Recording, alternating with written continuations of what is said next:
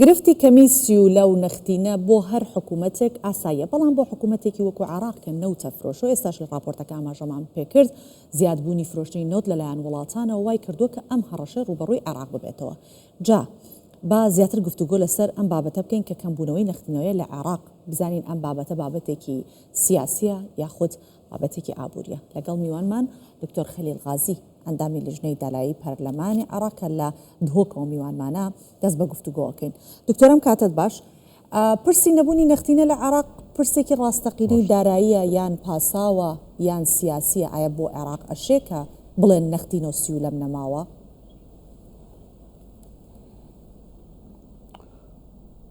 سڵاو بۆەوە و بینەرێتوە بەڕێز ڕاستی چێ پرسگرێکی لە عێراقەنین ئەگەر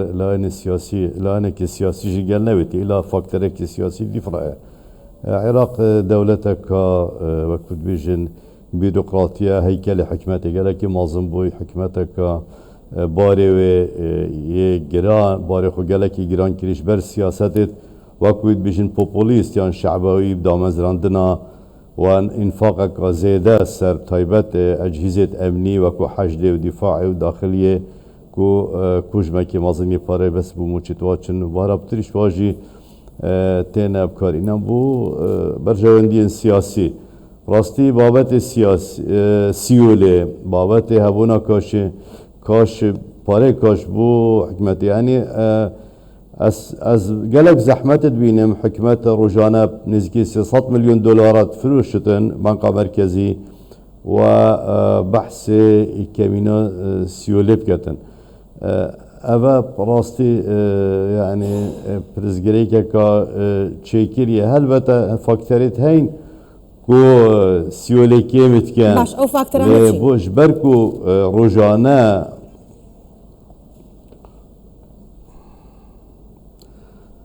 بله شوانا احتمال سر دهات نفطه یا دوی سیستم مصرفی گلکی لوازه باور پینه کریه کوش می 106 نزدیک 106 تریلیون پاره هاتیا طبع کردن پتر 9 تریلیون یل دروی سیستم بانکی لو پیدا کردن و بو پتویت روزانه گل جارب زحمت کوید هلبته از بینم مزادا پاره یا کو بانک مرکزی 5 روزات هفته داد کتن او کو بو تحویلات او بو نقدی فروتنه نقد احتمال گلک یعنی رجکا مازن یا بابت سیوله چاره سرد کتن بس حکمت عراقی باره خو گله گرین کلیه تایبت او پروژه تین دانان بودجه عراقی دا بودجه تیتا خملاندن پترش 220 تریلیون یا 200 تریلیون پاره بو توفیر کرناوی و او پروژه سالانت کفنه سری که کود بشنی مشاريع متلکه پیتویت واجید بنا بارگیریه که مازن پترش کشمه بودجه لا و حکمت نشد توفیر کد بو همیا باشا دکتور اوی که گرینگا بو خلق اوی که تایبت با موچا گرفتینه بید درسته پروژه کانو بابلین او جورانا ئەو جۆرانەی دیکە لە نەختینە پێویستە بۆ بوجە بەڵام ئەوەی کە لقی هەولێری بانکی فیدراڵی ئەڵێت کە بەشی موچەی 2 مانگی هەرێمی کوردستان پارەیان لەبەردەستە کەواتە گەروا بێت کێشەکە نەبوونی نەختینە نییە نەبوونی با بڵێن یاخود بوونی کێشەیەکی سیاسیە یان نەبوونی سویلە نییە بابەتەکە بابەتێکی سیاسیە. بله راسته آخر همي زانين كو بابت موچت هرمه گرده مجرد اعاز هبيتش وزارة الدارية الفدرالي بنك مركزي او سيولا البردست كو پاره حكمته كو جلاي بنكت اهلي و يتحكم او تيتا دانان البنك مركزي لقيار بيله او يعني پاره كي زيده و قالك جارهن ده بنك غازده هندت كان كو جهنين پاره خودانه لوا بابت نبابت سيوليه او پيوندي دار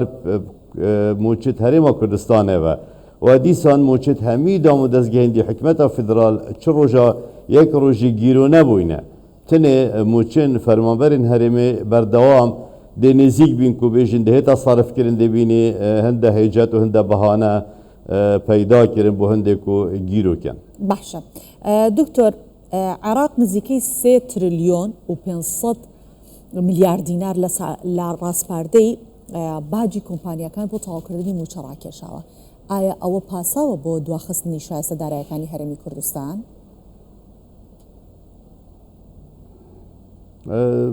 سحبکردنا پارێ بژین ئەمانە ضەریبیە یانژیش ڕاستیدێ بانقا ڕافێدەن ئەvە هەمی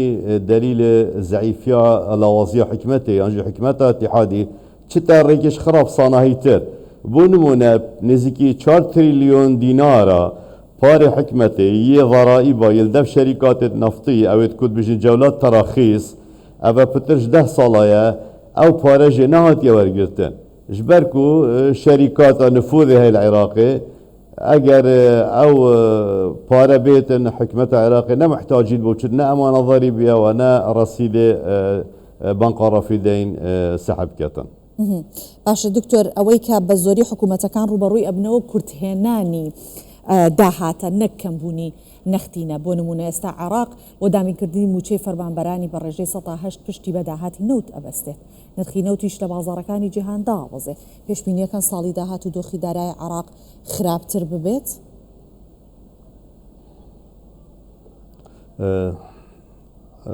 ئەکید بودجێ 2023-24-25 هاتیە خەملاندن سەر